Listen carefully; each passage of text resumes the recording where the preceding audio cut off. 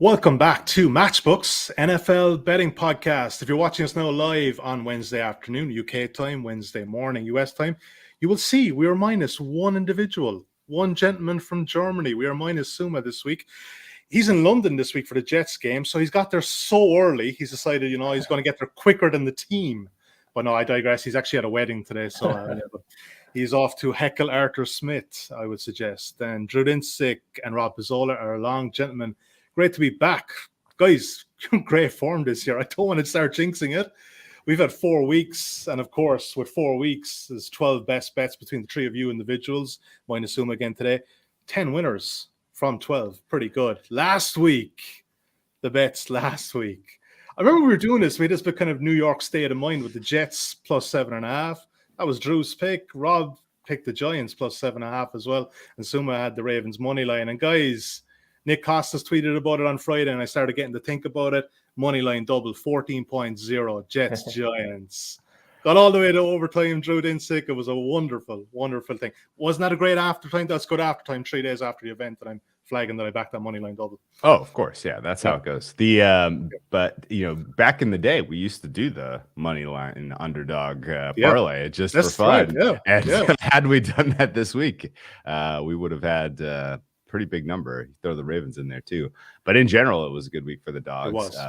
The Browns closed the dog, ended up with a pretty decent sized position there. That one felt a little luckier, or at least not the way I expected them to win. You got probably like a D level performance out of Baker Mayfield, yet they still get a 7-point win against a decent team. Overall, I thought the week 4 results were very true.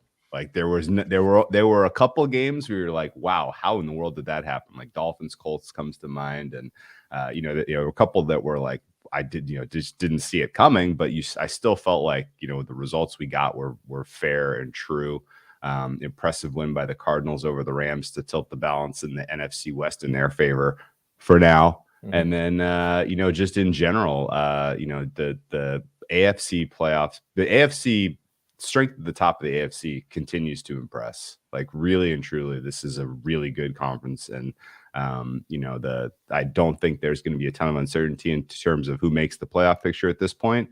But those teams that do get in are all going to be so good, and that playoff race in the AFC is going to be outstanding. Yeah, Rob Pizzola, I think it was one of your better weeks of the season, if not the best. Your top selection, Giants plus 7.5. You also had a great look on the Bears minus 2.5. That was never in doubt either, really. Well, I know the Lions were kind of pissing about with potentially a backdoor cover, but that was a great look. Yeah, 2.5. I think that one was like a clear winner. I personally had some -3 plus 110, so I had to sweat a few Lions drives late in the game. And they kept really stalling as well, which was nice. But yeah, it was a great week overall. I mean, those are kind of the weeks I live for over the course of the year. You never really want to have a terrible week, and you hope to mix in 1 or 2 of those where you just can't miss. And that was one of the weeks where I did fairly well. And to Drew's point, I think a lot of the box scores, there wasn't really a lot of misleading box scores last week where maybe a team won and we have this notion of them being better than they are, where they got badly outplayed. It was just one of those where the final scores kind of were very indicative of the way that game's played out. All right. Yeah. Like I said, we are 10 through 12, 10 winners from 12 best bet selections. And there's some good winners as well last week. And as Rob Pizzola pointed out pre-recording, we have 25% ROI on all of our picks throughout the season. Don't forget, you can check out the recap of this podcast and all podcasts at insights.matchbook.com. And also, if you're there at insights.matchbook.com, check out a sign-up offer just for you guys and only for you guys, the NFL podcast listeners. Bet 20, get 20. And in all honesty, it's kind of handy to have another free bet coming your way because we have a lot of selections being fired out. Use the bonus code NFL20 when signing up for this offer to avail of it. And full terms and conditions can be found at matchbook.com/promo/NFL20. All right, let's get into it. We're going to cover 5 games today. We're going to do Bills, Chiefs, 49ers, Cardinals, Browns, Chargers, Packers, Bengals, and bonus game, Jets, Falcons, if you are heading on to Tottenham Stadium on Sunday afternoon. And if you do want to get the selection of that, check out the timestamps and move ahead for that. Bills Chiefs, not a bad one to start, gentlemen. Really, really good one. Moneyline betting at the moment, 2.34. You can back the Bills. The Kansas City Chiefs, 1.7. The main handicap line, as we have it at matchbook.com at the moment, is a flat 3, with the Bills getting the start there, of course, at 1.91. You can back the Chiefs -3 at 2.0. 56.5 is the total. I actually thought this would be a small bit higher, and I think it was, potentially. Rob Pizzola, why are we back in Kansas City in this one? Yeah, Kansas City -3 at 2.0. So even money here. Like, what are we doing? The market has fallen so much on the Kansas City Chiefs. Like, I really don't understand it as well. Like, I'm looking at previews for last week's game with the Chiefs and the Eagles. I saw one well-established publication had the Chiefs ranked 12th in their power rankings because they were 1 and 2. Like, this is such a major overreaction. And we look at what the Chiefs have done this year. Like, what is this line if Clyde Edwards-Helaire doesn't fumble against the Ravens? Or if the Chiefs don't turn it over 3 times inside the Chargers' 30-yard line? And I understand that those things happen. We can't just dismiss them. Yep. But are we willing to say that the Chiefs should just be a field goal favorite against a team that they absolutely throttled in the AFC Championship last year? Like, I just don't buy it. And everyone's focused on the KC defense, right? They've been poor this season. They can't defend and everything and anything. And that's somewhat true. Like, it's been a poor defense, but their offense is first in EPA per play by a mile in the NFL this season. Like, it's not even close. And that's counting all the turnovers that they've had as well. The scary thing is if we actually remove the turnovers from EPA this year and look at Kansas City, they're even further ahead than every other team in the league. Like, the gap between 1 and 2 is the same as the gap between 2 and 10. And that's just the most absurd offense that you can imagine. And yes, the Bills defense is better than it was a season ago, but they've played Pittsburgh, Miami, Washington, Houston. Like, great performances against 4 bad offenses, but this is a huge step up in class against a Chiefs team that solidified their offensive line in the offseason. I mean, at the end of the day, yes, the Bills are going to have matchup advantages all over the field as well, but I still trust Kansas City's offense way more than I trust the Bills' offense right now. And to me, there's no way that this should be the price. I think this should be 4.5. I don't necessarily think the market will get there because I think people are very enamored with Buffalo right now. But I think this is really short, Drew. And Drew, you know what? On the Chiefs defense, right? They start the year every year bad. Like, and they're never going to be an elite defense, but they only ever have to be so good. They're never going to be a top 10 defense, but if they can get into the top 15, and Spagnuolo does adjust. We've seen in the last couple of years. I mean, I remember even 2 years ago, people were saying, I just get rid of this guy. But he just gets enough out of that defense. As the season goes along, all you need is a couple of stops. Mahomes is going to take care of him here. You're with the Chiefs as well in this one.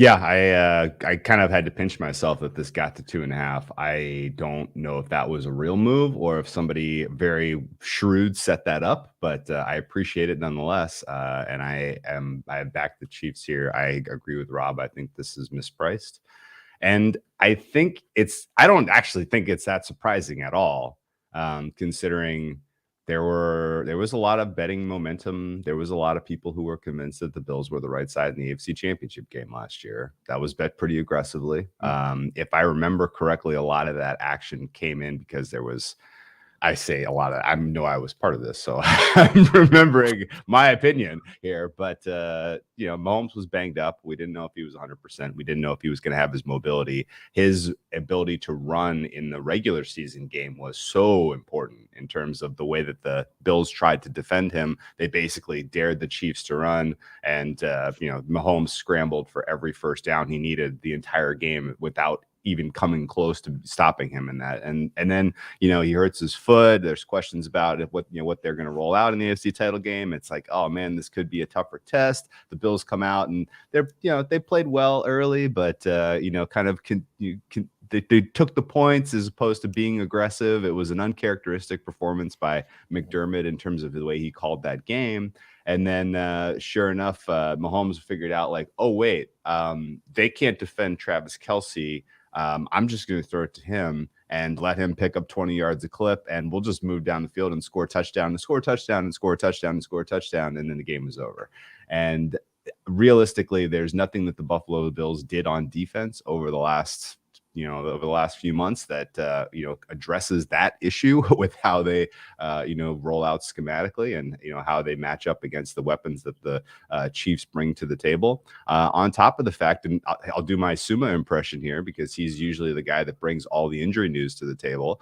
Matt Milano, Jordan Poyer, Teron Johnson, all day-to-day with injuries. These are important players for this Buffalo Bills defense, and the fact that those guys are not 100%, if they even go, is going to be a problem. And if you look at like what public perception is right now, it's so skewed by like the strength of opponent. Like the Chiefs have had an absolute like brutal first 4 weeks of the season, really first 5, considering this game also against the Bills. Like this is this has been an extremely tough test for them. They go up against the Browns, who have a dynamic offense, if not led by the best quarterback in the NFL, a good offense. And then Lamar Jackson week 2, you got Justin Herbert and the Chargers week 3, and then you face Jalen Hurts, who puts up a solid effort on you week 4.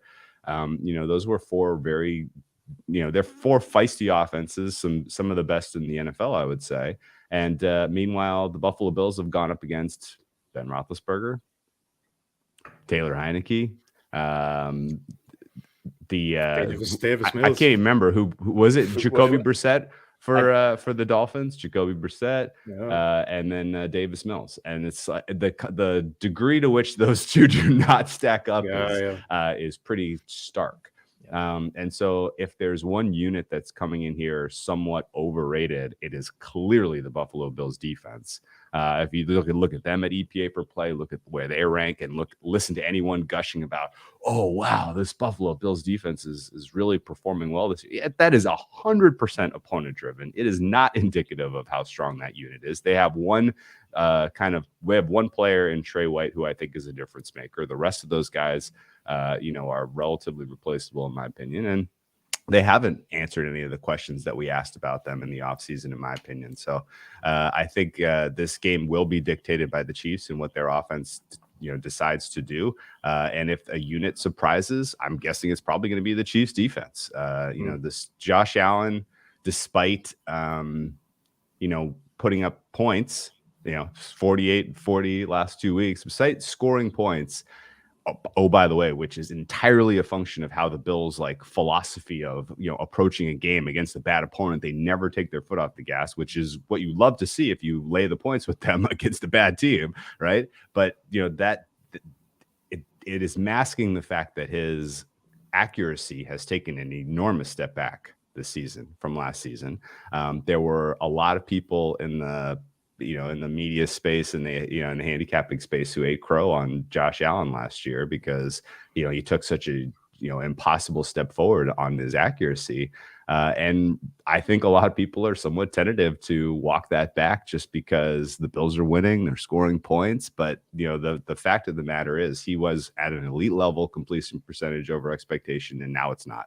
And he's going to need an elite performance against this Chiefs defense if they're going to go score for score. With Pat Mahomes, because Pat Mahomes right now is playing at a level that I think is is absolutely the MVP award is Pat Mahomes to lose, in my opinion, realistically. Yeah. And people have made a case this week that get involved with Josh Allen MVP. If he wins this game, the rest of his schedule is super easy. And that's true. The Bills are going to win 13, 14 games. I don't disagree with that.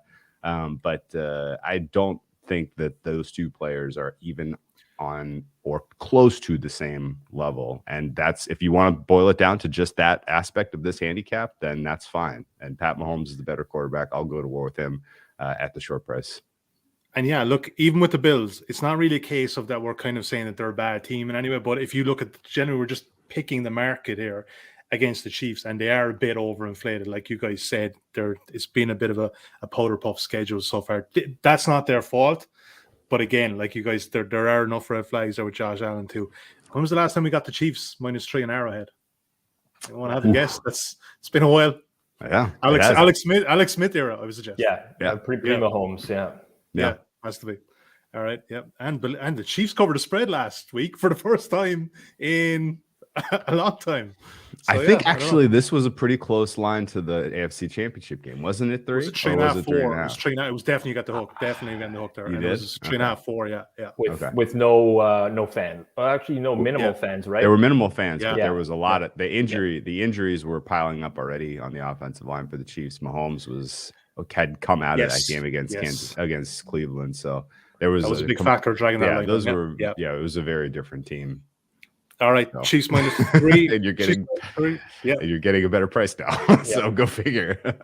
Go figure indeed. Chiefs -3, 2.0, even money at matchbook.com. Locked it in Sunday night.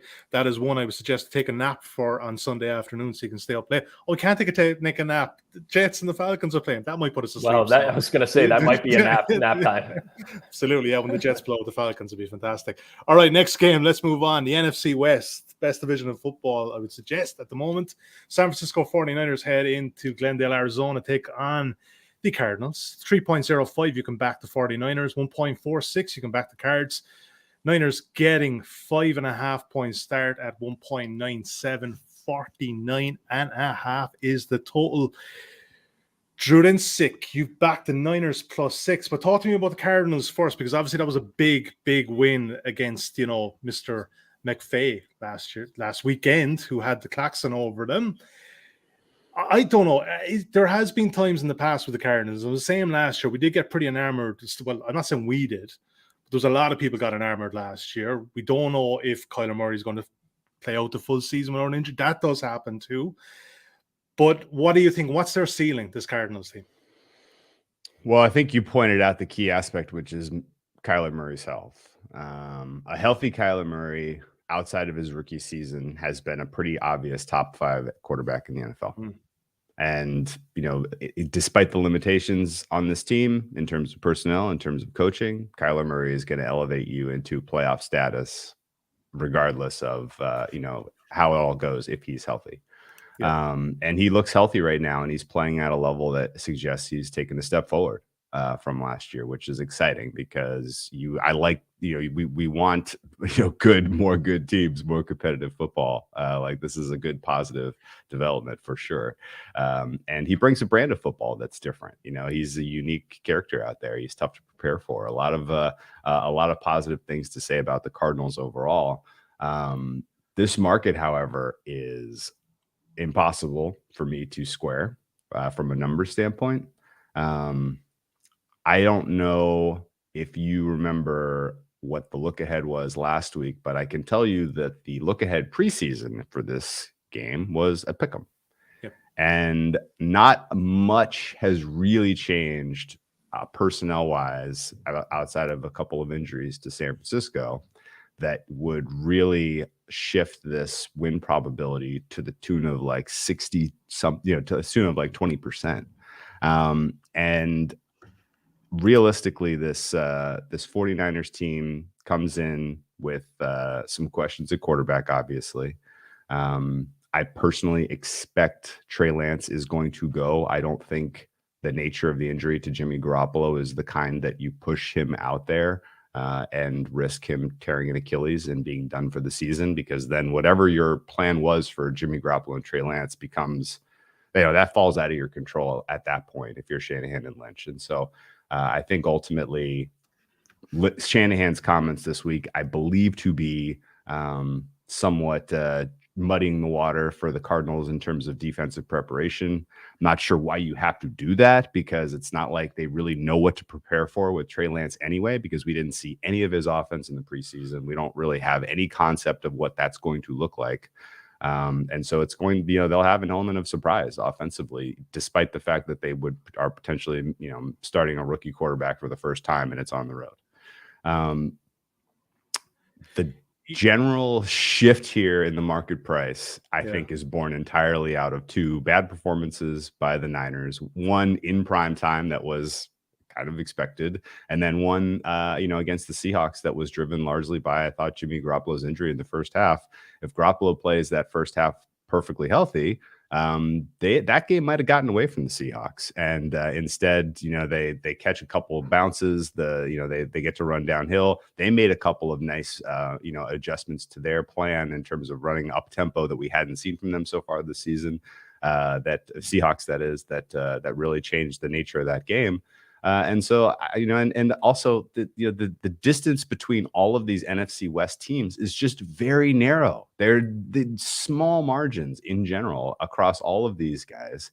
And the familiarity with the Niners heading to Arizona, where they played the last 4 games of their season last year, as they were kicked out of Santa Clara because of the COVID restrictions, and the general familiarity with how Kyle Shanahan's teams have defended Cliff Kingsbury in the past effectively. Cardinals in a must-win game for their playoff lives last year couldn't score more than 12 points or something against the San Francisco defense, who was more injured than they are now.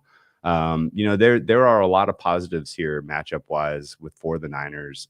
And I have a lot of enthusiasm for what Trey Lance is going to bring to the Kyle Shanahan offense in general, in terms of his ability to run the ball. So ultimately, this is a completely mispriced game, in my opinion. I think the Niners, should be well inside of a field goal here, and you're getting 5.5, 6 points, which seems insane to me. And that somebody out there has made a lot of money backing the Cardinals through 4 weeks. They are 4-0 against the spread, and they were heavily bet last week. That side took a lot of money last week. And if all those people walk back to the window and put some of those winnings on the Cardinals this week, and that's influencing this line, then so be it. But ultimately, I think you're getting a decent sell high point on this Cardinals team this week against a team that presents a lot of positives. Yeah, they were really heavily bet last week on Matchbook as well, and it takes a lot to get that number down towards 4 from where it was. Rob, with Trey Lance, so obviously, like Drew said, we don't have a lot of a sample size. I kind of get the sense, though, that people might be a bit too down on him. I think that famous line that Fran Fraschilla used, a year away from being a year away. I don't know, is he that far away? And like, in all honesty, if Shanahan has a full week practice, a scheme for this guy, even if it's a single wing offense, even if there's some option ball there or whatever else, it's kind of intriguing if they do kind of commit to that and give him the reps. It is intriguing. I will say this about Trey Lance. I think that he has a much wider range than Garoppolo. Like, for this game in particular, I think there's a lot of upside. There's also a lot of downside because, he was shaky at times last week. Let's call it out for what it is. But he came in mid-game, not a lot of preparation beforehand. So this is a completely different situation. And it's a different matchup for him as well, because you look at what, the Cardinals do defensively, and they've actually had a really strong defense this year, but not very good against the run. It's mostly been against the pass. They're second worst in the league in run stop win rate, which is a metric that I like to look at right now. So I could totally see Kyle Shanahan coming out and RPOing this defense to death, basically, because we know notoriously that's what they struggle with. So I do think that there's a decent matchup advantage for him in this game. And just looking up the advanced number that Drew was talking about, it was Arizona -2.5. So now it's been adjusted over the course of a week based off of 1 week's results to 5.5, which is significant because we moved through 3 and 4. And I mean, that seems like a bit of an over adjustment. And I'm not as bullish on the 49ers maybe as I was earlier on in the year, but I think that they're definitely the side in this game if we're going to pick one of the sides. And now we look at the Arizona offensive line, which is the last point I wanted to touch on in this game. They missed the right tackle last week, Kelvin Beachum, and his backup, Justin Murray, was also out. Both announced out about an hour before that game against the Rams. Really did not impact them a whole lot against the Rams, who get a lot of their pressure up the middle. It's much more disruptive to be missing tackles when you're going up against the 49ers, who have 2 very good edge rushers in Nick Bosa and Eric Armstead as well. So defensively, yes, the cornerback situation, it's very dire for San Fran right now, especially if K'Wan Williams can't suit up. But I do believe that this defense can get pressure. And on the other side of the ball, I like the upside for their offense. So I agree with Drew here. I think I'm not quite at the number that he's at in terms of the value on the 49ers, but I think that if you're playing this game, that's the way to go.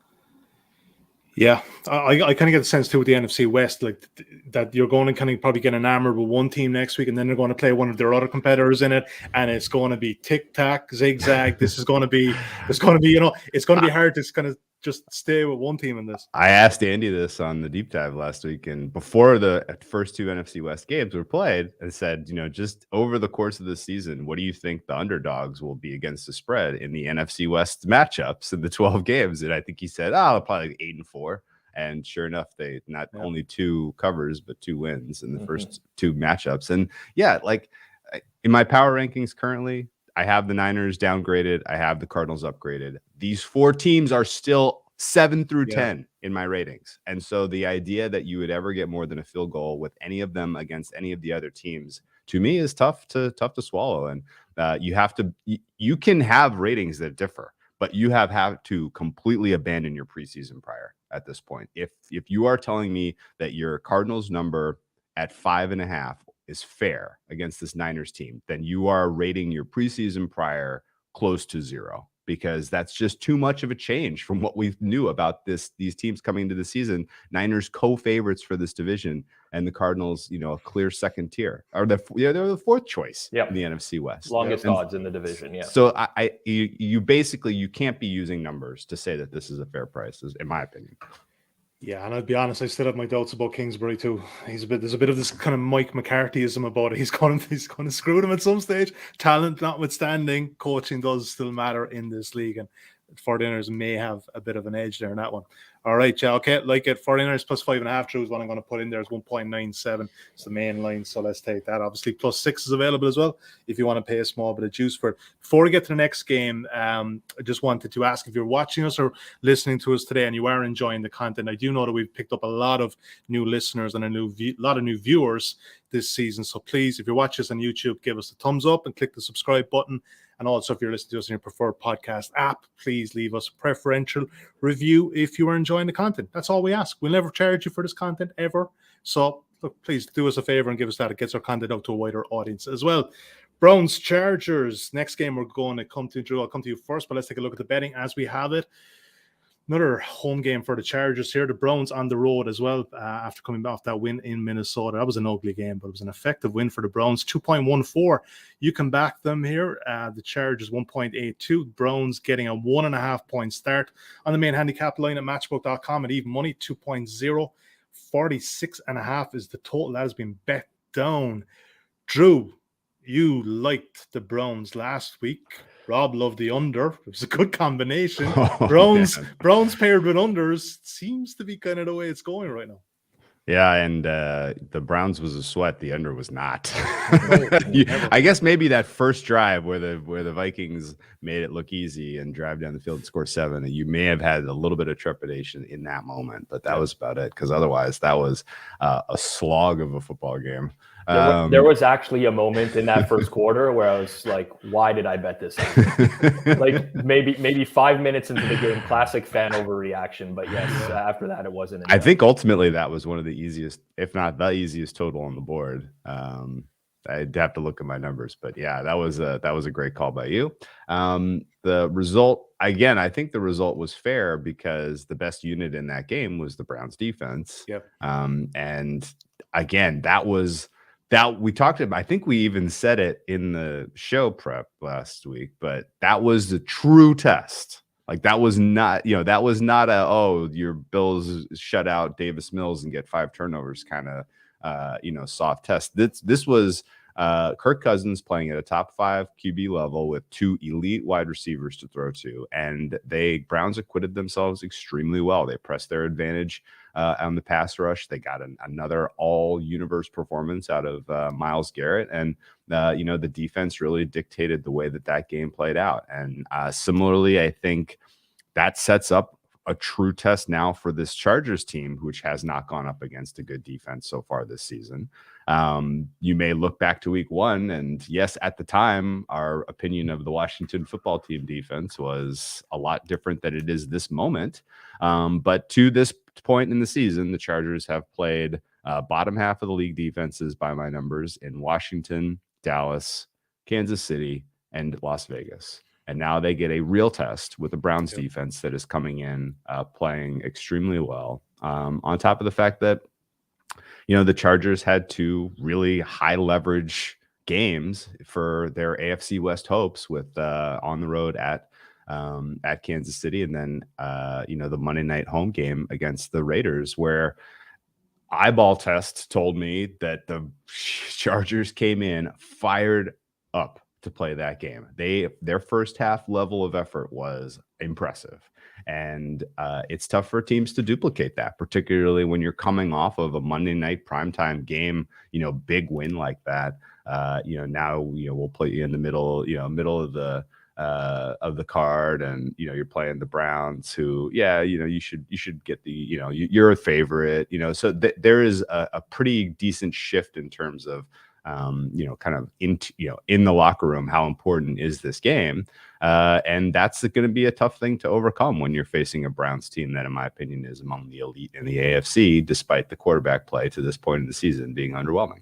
And so I guess going to that point specifically in the Browns and Baker Mayfield, I don't exactly know what's going on.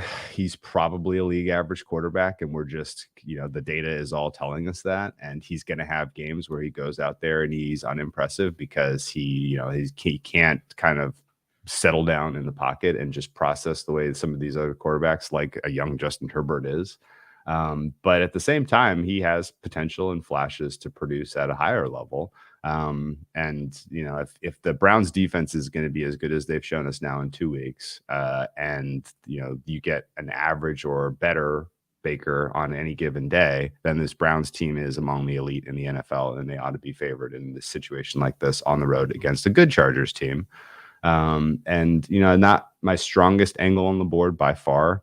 But I'm fine continuing to go to war with this Cleveland team that, I think the market is still catching up to what their true rating is. I had an edge on, or at least I was over market on Browns before the season started.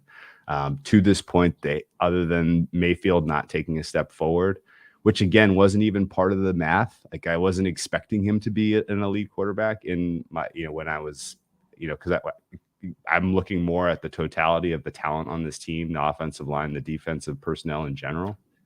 And so, they're kind of playing like I expected them to play, and they're winning games. And, I think that continues. And I guess I am a little nervous about the Browns long-term, because their schedule all of a sudden now is a heck of a lot tougher than I had expected it was going to be. And a lot of these other AFC teams are about to get a big break. After the Bills, the Kansas City Chiefs, their schedule starts to soften quite a lot. After this Chiefs game, the Bills schedule is, I think, the easiest, pretty obviously the easiest in the entire NFL for the remainder of the season. And the Ravens get their next 5. I don't think the Ravens travel again until almost Thanksgiving, which seems insane, but they have a huge break schedule wise. And teams like the Chargers, teams like the Raiders, Broncos, and Cincinnati Bengals are all stronger than expected to start the season. So the AFC is going to be a lot tougher than I had hoped, and I think this is another important test for the Browns.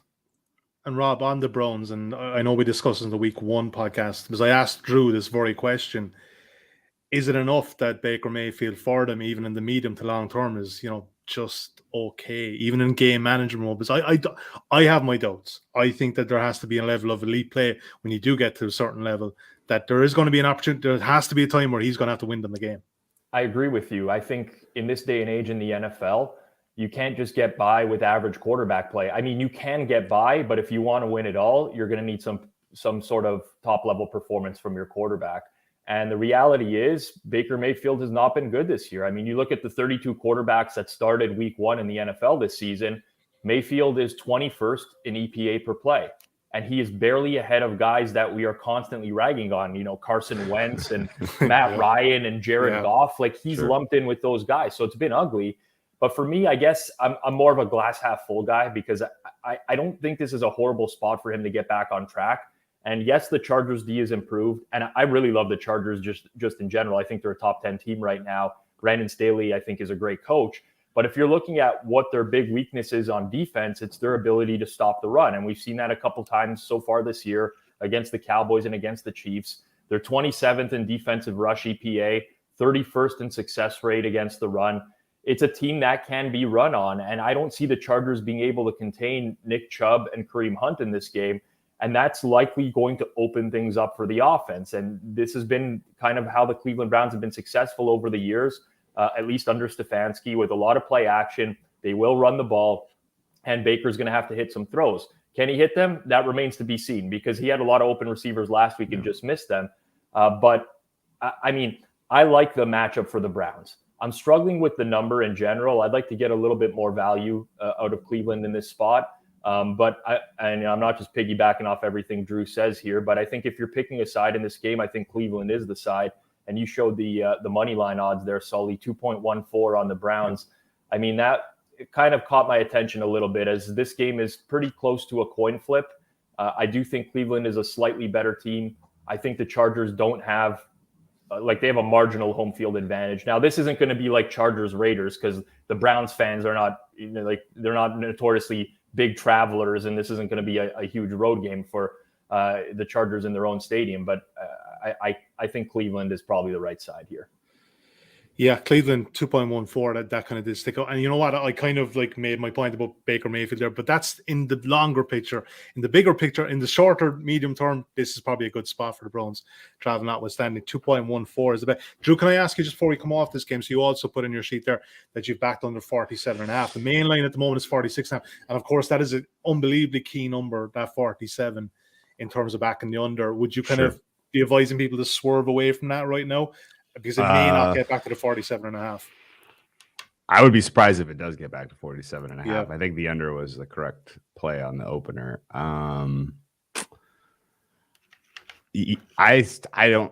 This has the make. Last week's game, if Baker Mayfield plays average or above average, that's like 35-7 Browns. And this game has a lot of the same sort of a feel to it. Right. I think that the key here is the Browns can keep this, keep this Chargers team into one or two scores if they play the same way they've been playing. One or two scores is asking a lot. Probably we're probably talking about three scores here for the Chargers, and the total will kind of come down to does Baker Mayfield play well, or does he play average, or does he play the way he's been playing? and ultimately, the Chargers defense, I have a ton of respect for. I think you have to follow pretty carefully what's going on with Tillery. He's been playing at a really, really high level, and he went out late in that game. He may not be available here for the Chargers. If he's available, I would expect this total continues down and probably closes around 45. All right, Browns 2.14. Just on Baker Mayfield before we come off, there's a good comment in here, or point by Patrick Green.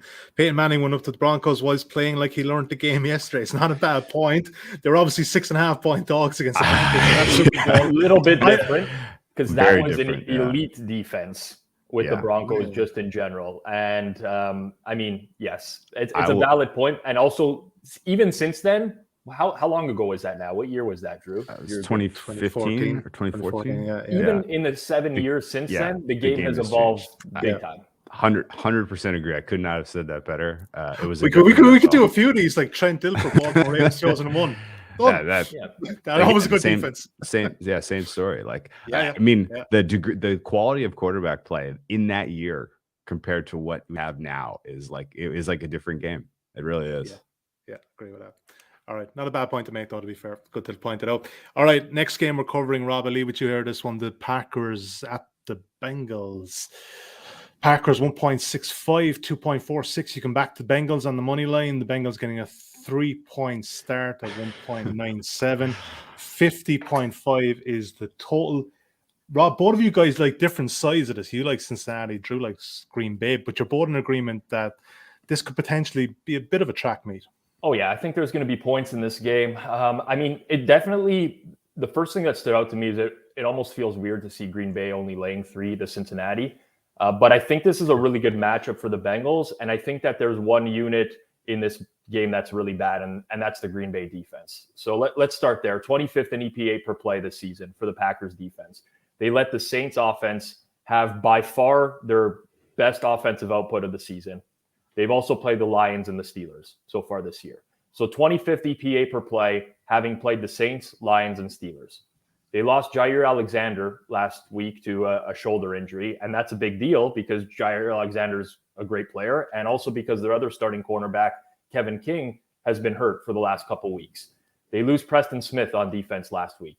That's also a big deal because Zadarius Smith is on IR and has been on IR since the beginning of the season. And that leaves them with only one viable edge rusher on their entire roster. So I see this as a really good game for the Bengals to get back on track offensively.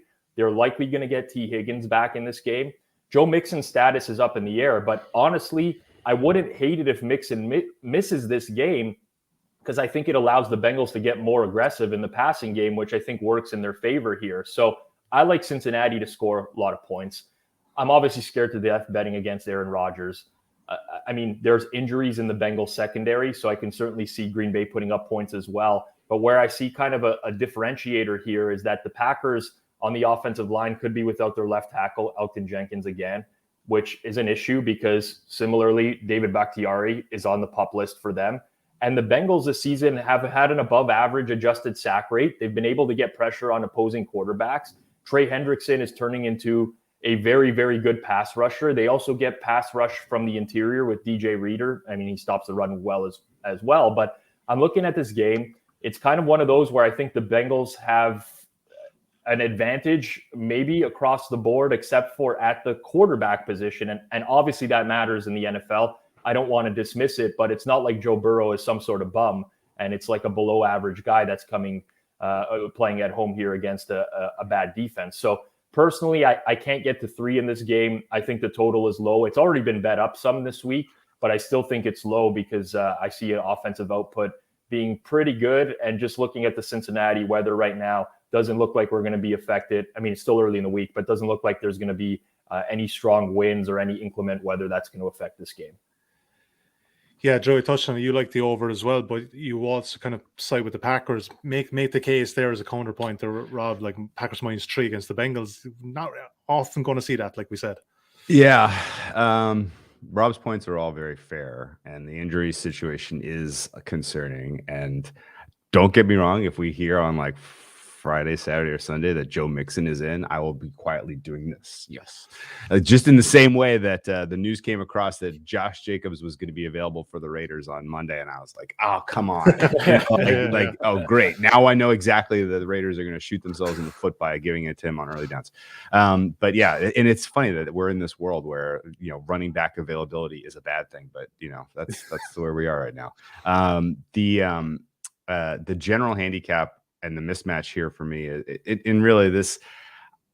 I agree with Rob that this is a good spot for Cincinnati. And I agree that the Packers, even performing to their average level, is going to be hard considering who they have lost on defense. I plug in 84th percentile expectation for the Bengals within their range. I plug in 33rd percentile expectation for the Packers within their range. I'm at 3.5 here. So even considering that, yes, we may get a play up spot for the Bengals and a play down for the Packers, I'm still outside of 3, which was it was enough that I needed to fire on a flat 3, basically.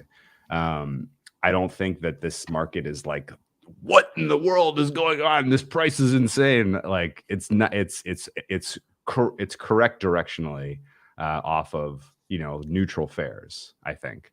And the over is probably really the right side here and probably should just stuck to that. I can entirely see there are many paths to the over here, right? It doesn't just have to be, everything has to go right.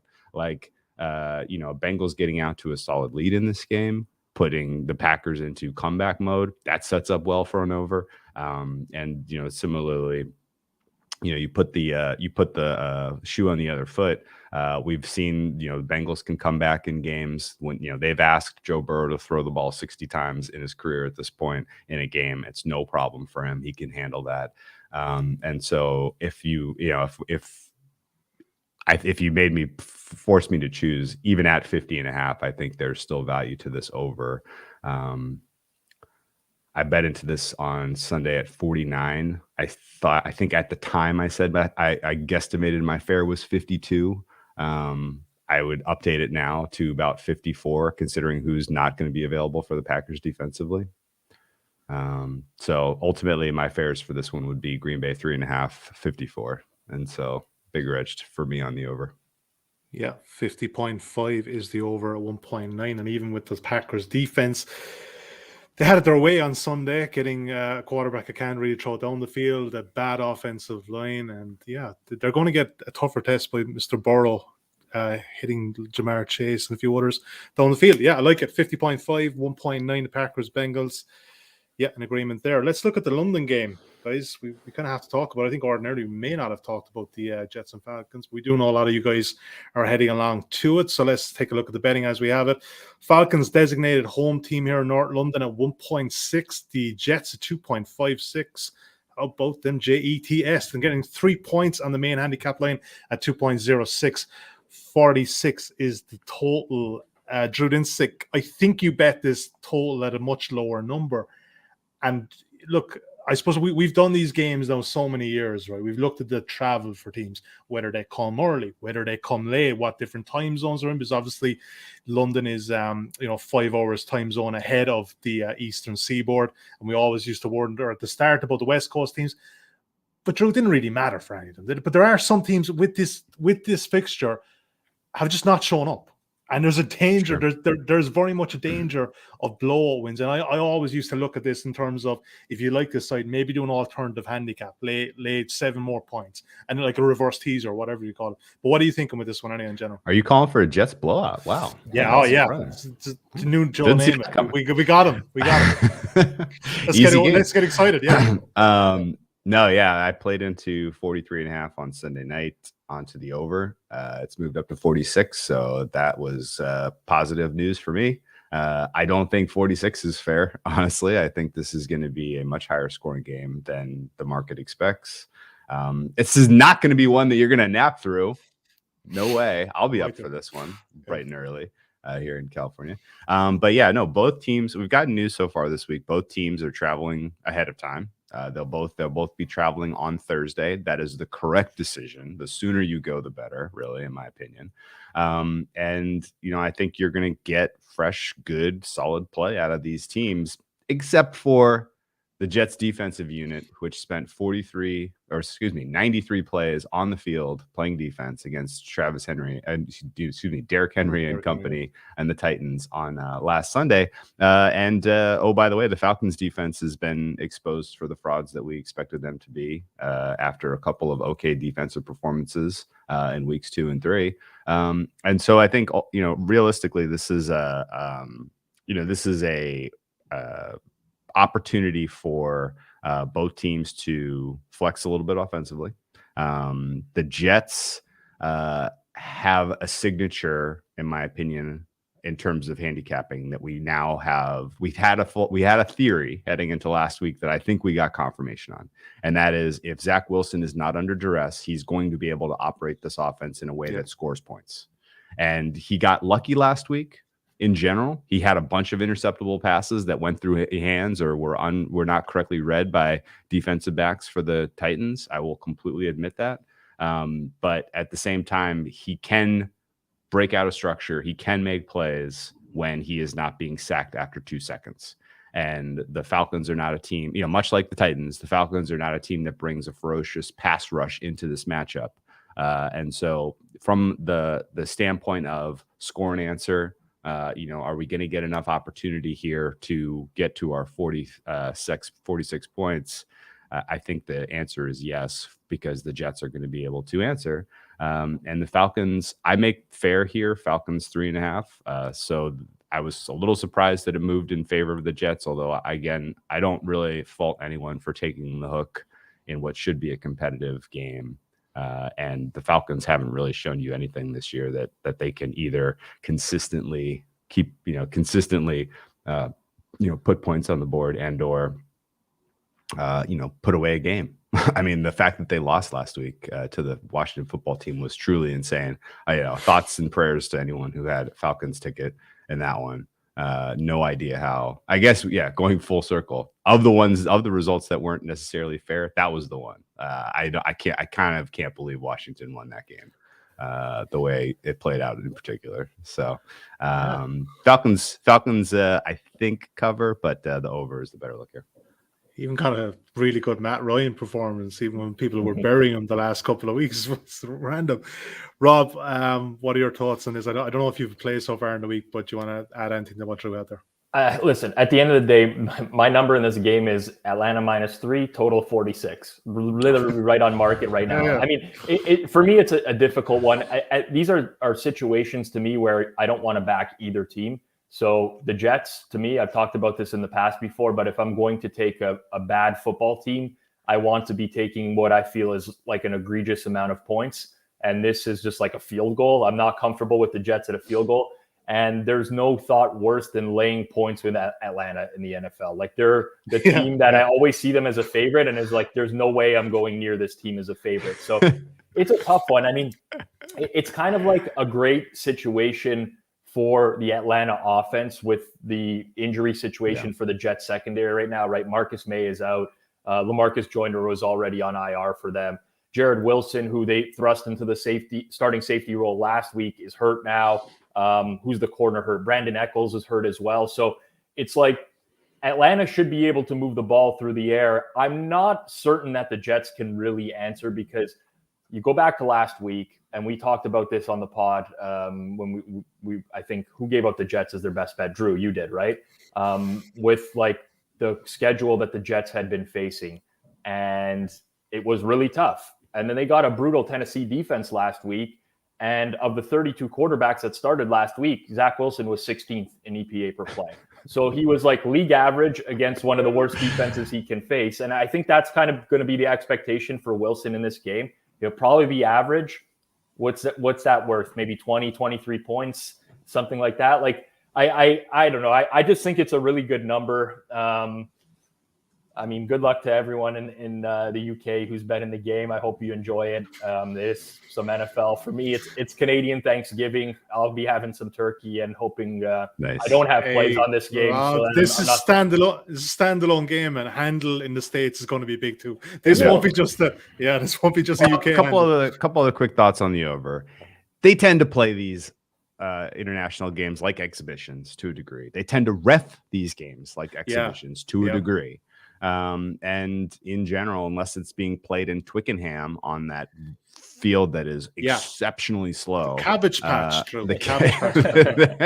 unless it's in the Cabbage Patch in Twickenham, these games are over games in my opinion. So it's a new stadium. Total. It's a pretty new surface. It should go well. And if you see Suuma at the game, make sure to head over to him. I think he's on one of the top terraces. He's in something like that. Really buy him a beer. Buy him a beer. Yes. He'll probably be wearing the Mark Sanchez jersey. 100%. Chan Pennington. Vinny Testaverde is going old school. Okay. Yeah. There's a lot of really good ones there. We can keep going back. Ken O'Brien, these guys. 46, Drew. I'm backing you on this one. Over 46, 1.95 a matchbook. And the best of luck to the guys going there. And hopefully you get the overs. I was fine going to these games if you bet the overs. If it doesn't come up, it's you're after burning 200 quid for a ticket, and then it doesn't go up, and you're like, oh shit, I don't know. But look, it's not in Twickenham, and that's a good thing, because that pitch, that's pitch, of course. Let's stay on pitch here. For that one, exactly, was bad for those lads. Remember that Rams and Giants game? That was a they were lucky to score 3 points in that one. Absolutely. I mean, the over under for knee injuries going into that game was like 3.5. Yeah, if they play any more in Twickenham, back the 0-0 draw. Yeah. Under first quarters, under first half. Yeah, absolutely. Yeah. All right, before we get to any other bet section, the best bets, just recap those bets. And don't forget, after I rattle through here, you can check them out at insights.matchbook.com about 2 or 3 hours post-recording. We got the Chiefs -3 at 2.0, 49ers +5.5 at 1.97, the Browns money line straight up at 2.14, Packers Bengals over 50.5 at 1.9, and over 46 at Tottenham Hotspur Stadium at 1.95. Jets Falcons. Any other bets section? Drew Dinsick, take it away. What's the first one here? Is Dolphins, Dolphins +10? Yeah, so I took the points here. The Tampa Bay Buccaneers are dealing with a pretty brutal cluster injury to their defensive backfield. And even outside of accounting for that, I think fair here is about 7.5. Lot of similarities with the type of defensive scheme that you'll expect from Brian Flores compared to what Belichick did to Brady last week, which was got the worst of performance out of him. So I'm a little concerned that Brady has sort of a bounce back. I am the GOAT kind of a deal, but ultimately 10 points was too many. And then I took the over with the Titans and the Jags at 48.5. A little bit of the same concept that we know this Titans defense can't generate pass rush. And if you're going to give Trevor Lawrence time and the game slows down for him, I think he can be effective here in scoring points.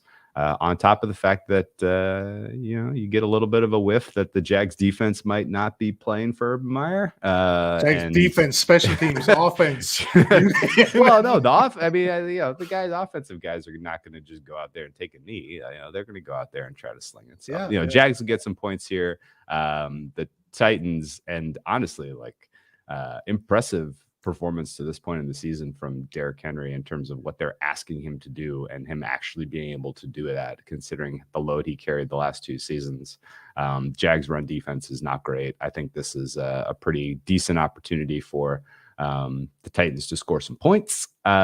Expecting Julio to be available, not expecting AJ Brown, not expecting it to matter even if Julio doesn't go, because I thought if Tannehill has time to pass and Jags aren't going to manifest much of a pass rush here, he was actually pretty fine throwing to the Reynolds and the Chester Rogers of the world last week. So I would expect this one to be a relatively high scoring affair.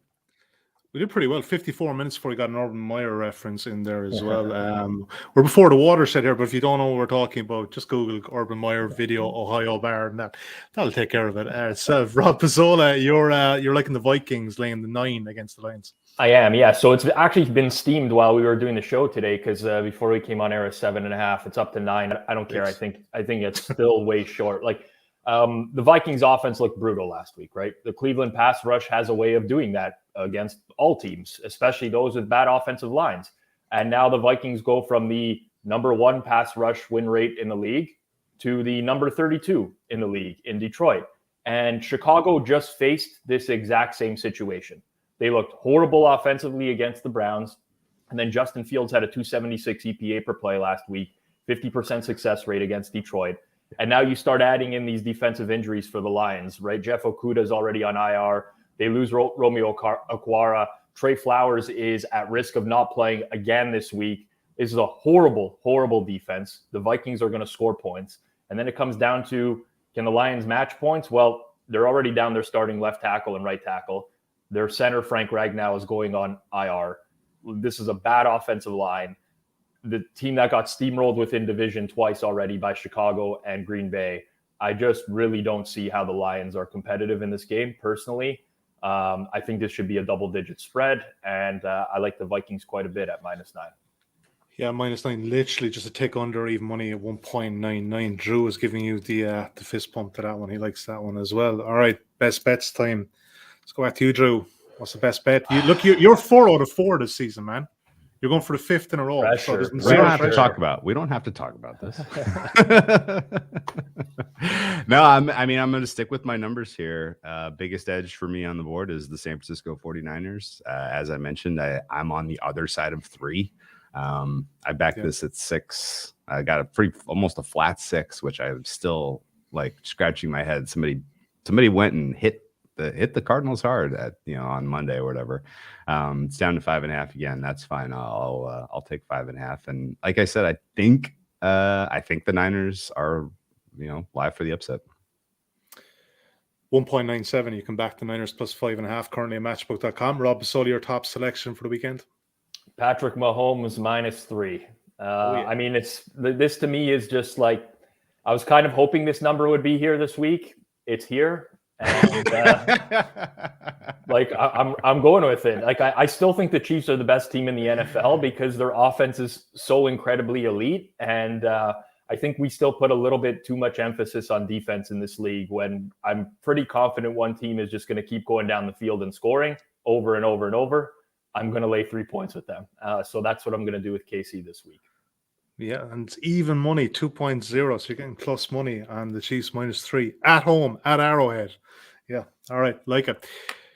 My thanks to Bet Stamps, Rob Pizzola, as ever. Rob, terrific job. Hosted the Deep Dive Pod. Drew Dinsick, thank you, sir. We did it without Suuma. I reckon Suuma is going to take the Chiefs team total over 30.5 as one of his teams. That's a classic Suuma play right there. Loves Chiefs team totals over. Yeah, loves. It's because they win. Yeah. You don't have to worry about the spread. They just win. All right. Thanks as ever, guys. We'll be back next Wednesday for Week 6's preview. As ever, if I don't mind giving us a thumbs up on YouTube, click the subscribe button if you're watching us on that. And if you're listening to the podcast, please give us a preferential review. Until next week, best of luck with your bets and bye for now.